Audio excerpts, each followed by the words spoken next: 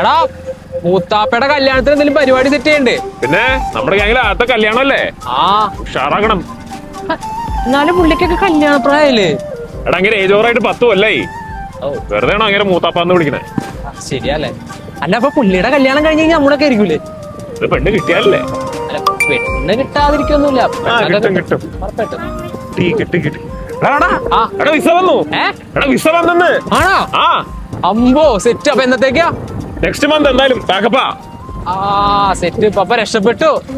ഒരു കണക്കിന് അപ്പൊ നാളെ എന്നറിയോ ഇങ്ങനെ നോക്കിയിരിക്കണ്.